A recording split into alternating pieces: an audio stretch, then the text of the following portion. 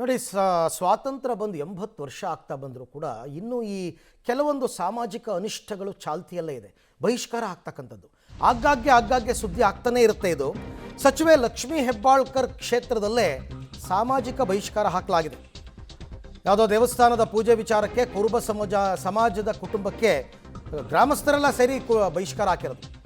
ಯಾರಾದರೂ ಈ ಕುಟುಂಬದ ಜೊತೆ ಮಾತಾಡಿದ್ರೆ 5,000 ರೂಪಾಯಿ ದಂಡ. ಇದು ಬೆಳಗಾವಿ ತಾಲೂಕಿನ ಕೊಂಡಸಕೊಪ್ಪ ಗ್ರಾಮದಲ್ಲಿ ಘಟನೆ. ಅಂದರೆ ಬೆಳಗಾವಿ ಗ್ರಾಮೀಣ ಕ್ಷೇತ್ರಕ್ಕೆ ಬರುತ್ತಿದ್ದು, ಮದುವೆ ಮತ್ತು ಕಾರ್ಯಕ್ರಮಗಳಿಂದ ಕುಟುಂಬವನ್ನು ದೂರ ಇಟ್ಟಿದ್ದಾರೆ ಹಿರಿಯರು. ಜೊತೆಗೆ ತಡರಾತ್ರಿ ಮನೆ ಮೇಲೆ ಕಲ್ಲು ತೂರಿ ಕುಟುಂಬದ ಮೇಲೆ ಅಟ್ಟಹಾಸ ಅಂತೆ.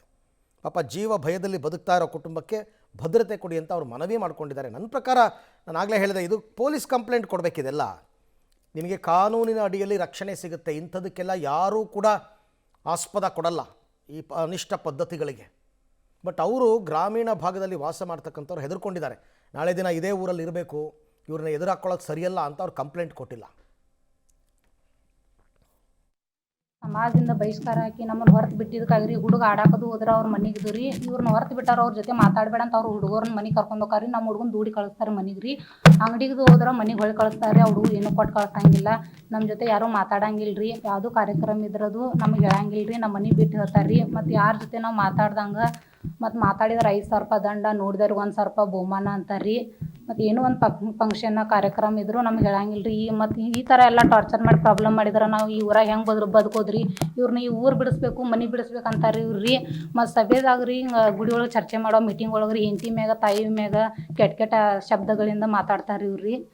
ಇದೇ ತಿಂಗಳು 6 ಮತ್ತು 4, 2026 ಮೀಟಿಂಗ್ ಕೂಡಿಸ್ರಿ.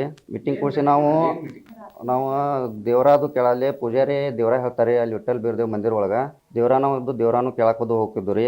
ಆ ನಂತರ ಅಲ್ಲಿ ನಮ್ಗೆ ಏನು ಅವ್ರು ಹೇಳಿದ್ದು ನಮ್ಗೇನು ಸತ್ಯ ಅನ್ನಿಸ್ಲಿಲ್ಲ ರೀ. ನಮ್ದು ಈಗ 3-4 ತಿಂಗಳ ಹಿಂದೆ ಒಂದು ಮಗು ಡೆತ್ ಆಯ್ತು ರೀ, ಡೆಲಿವರಿ ಆಗಿ ಗಂಡು ಮಗು ಹುಟ್ಟಿ ಡೆತ್ ಆದ ಬಳಿಕ ನಾವು ಕೇಳಿದ್ರು. ಕೇಳಿದ ಬಳಿಕ ಪ್ರಶ್ನೆನೂ ಮಾಡಿದ್ರು, ನಾವು ಹಿಂಗೆ ಹೇಳಕತ್ತೀರಿ, ನಮ್ದು ಈ ಥರ ಆಯ್ತು, ನಮ್ದು ಏನೂ ಕೆಲಸ ಆಗಲಿಲ್ಲ, ಮತ್ತು ನೀವು ಹೇಳಿದ್ದು ಬೇರೆ, ನಮ್ಗೆ ಆಗೋದು ಬೇರೆ, ಈ ಥರ ಸಮಸ್ಯೆ ಆಗೈತೆ ಅಂತ ನಾವು ಕೇಳಿದ್ವಿ ರೀ. ಈ ಥರ ನಾವು ಸ್ವಲ್ಪ ದೇವರ ಹೇಳೋರಿಗೆ ಪೂಜಾರಿಗೆ ರಿಕ್ವೆಸ್ಟ್ ಪ್ರಶ್ನೆ ಮಾಡಿದಾಗ ಅವರು ನಮ್ಗೆ ನೀ ಸುಳ್ಳು ಹೇಳಕತ್ತಿ ಅಂಥೇಳಿ ಅನ್ನೋ ಕಾರಣ ಇಟ್ಕೊಂಡ್ರಿ ನಮಗೆ ಭಂಡಾರ ಮುಟ್ಟಿಸಿ ಪ್ರಮಾಣ ಮಾಡಿರಿ ಅವರು. ಈ ಬಗ್ಗೆ ಮತ್ತಷ್ಟು ಮಾಹಿತಿ ನನ್ನ ಕೊಲೀಗ್ ದಿಲೀಪ್ ಅವರಿಂದ ಪಡ್ಕೊಳ್ಳೋಣ. ದಿಲೀಪ್, ಈ ಕುಟುಂಬದವರ ಮೇಲೆ ಗ್ರಾಮಸ್ಥರಿಗೆ ಏನು ದ್ವೇಷ?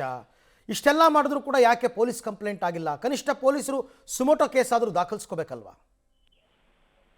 ಹೌದು ಅರವಿಂದ್, ಈಗ ಎಲ್ಲಾ ಮಾಧ್ಯಮಗಳ ವರದಿ ಬಿತ್ತರ ಆಗ್ತಿದ್ದಂಗೆನೆ ಬಹಳಷ್ಟು ಡೆವಲಪ್ಮೆಂಟ್ ಆಗ್ತಾ ಇರುವಂತದ್ದು. 11 ಗಂಟೆಗೆ ಸರಿಯಾಗಿ 11 ಗಂಟೆಗೆ ಹಾಲು ಮತ ಸಮಾಜದ ಯಲ್ಲಪ್ಪ ಏನು ಕುರುಬರ್ ಅಂತಿದ್ದಾರೆ, ಅವರು ಮೊದಲು ಮೇಯರ್ ಇರ್ತಿದ್ರು, ಈಗ ಮಾಜಿ ಮೇಯರ್, ಅವರು ಒಂದು ಪತ್ರಿಕಾಗೋಷ್ಠಿಯನ್ನು ಕರಿತಾ ಇದ್ದಾರೆ. ಈ ಎಲ್ಲಾ ವಿಚಾರವಾಗಿ ನಿಮ್ಗೆ ಹೇಳ್ಬೇಕು ಹಾಗೆ ಅಂತ ಹೇಳಿ ಒಂದು ಪತ್ರಿಕಾಗೋಷ್ಠಿ ಮಾಡ್ತಾರೆ. ಇನ್ನೊಂದು ಕಡೆ ಹಿರಿಯವಾಗಿ ಪೊಲೀಸರು ಅಲರ್ಟ್ ಆಗಿರುವಂತದ್ದು, ಏನ್ ಘಟನೆ ಆಗ್ತದೆ ಹೇಗೆ ಅಂತ ಹೇಳಿ ಕೂಡ ಮಾಹಿತಿಯನ್ನು ಪಡಿತಾ ಇದ್ದಾರೆ. 11 ಗಂಟೆಲೆ ಬಹಳಷ್ಟು ಡೆವಲಪ್ಮೆಂಟ್ ಈ ವಿಚಾರದಲ್ಲಿ ಆಗುವಂತದ್ದು. ಯಾಕೆಂತಂದ್ರೆ ಈ ಒಂದು ಕುಟುಂಬಕ್ಕೆ ಬಹಿಷ್ಕಾರ ಹಾಕಿದ್ರೆ ಯಾಕೆ, ಅವರ ಮಾಡಿದ ತಪ್ಪೇನಾದ್ರು ಈ ಎಲ್ಲಾ ವಿಚಾರಗಳು ಕೂಡ ಡಿಸ್ಕಷನ್ ಆಗುವಂಥದ್ದು. ಮತ್ತೆ ಯಲ್ಲಪ್ಪ ಕುರುಬರ್ ಏನಿದ್ದಾರೆ, ಇವರು ಈ ಭಾಗದ ಈ ಒಂದು ಹಾಲು ಮತ ಸಮಾಜದ ಮುಖಂಡರಿರ್ತಾರೆ. ಅವರು ಈ ವಿಚಾರ ಕುರಿತು ನಾವು ಒಂದಿಷ್ಟು ಮಾಹಿತಿಯನ್ನು ಕೊಡ್ತೀನಿ ಹಾಗೆ ಅಂತ ಹೇಳಿ ಈಗಾಗಲೇ ದೂರವಾಣಿ ಮುಖಾಂತರ ಎಲ್ಲರಿಗೂ ಫೋನ್ ಮಾಡಿ 11 ಗಂಟೆಗೆ ಪತ್ರಿಕಾಗೋಷ್ಠಿಗೆ ಬರಬೇಕು ಹಾಗೆ ಅಂತ ಒಂದು ಮಾಹಿತಿಯನ್ನು ಕೂಡ ಕೊಟ್ಟಿರುವಂತದ್ದು. ಹೀಗಾಗಿ 11 ಗಂಟೆ ಸ್ಪಷ್ಟ ಆಗುವಂಥದ್ದು, ಅಥವಾ ಇವ್ರೇನಾದ್ರು ತಪ್ಪು ಮಾಡಿದ್ರ ಅಥವಾ ಸುಮ್ಮನೆ ಆರೋಪ ಮಾಡ್ತಾ ಇದ್ರೆ ಎಲ್ಲವೂ ಕೂಡ ನಮ್ಮ ಕಡೆ ನಾವು ಕೂಡ ವಿಚಾರವನ್ನು ಹೇಳ್ತೀವಿ ಹಾಗೆ ಅಂತ ಹೇಳಿ ತಿಳಿಸಿರುವಂತದ್ದು. Arvind, right, thank you Dilip ತಮ್ಮೆಲ್ಲ ಮಾಹಿತಿಗೆ. ನೋಡೋಣ ಇವಾಗ ಪ್ರೆಸ್ ಮೀಟ್ ಮಾಡಿದ್ಮೇಲೆ ಅವ್ರು ಏನು ಸಮರ್ಥನೆ ಕೊಡ್ತಾರೆ ಅನ್ನೋದ್ರ ಮೇಲೆ ಇದು ಹೇಗಾಗುತ್ತೆ ಅಂತಂದ್ಬಿಟ್ಟು. ಬಟ್ ಜಿಲ್ಲಾಧಿಕಾರಿಗಳು ಅಥವಾ ತಹಶೀಲ್ದಾರ್ ಏನು ಮಾಡ್ತಾ ಇದ್ದಾರಪ್ಪ?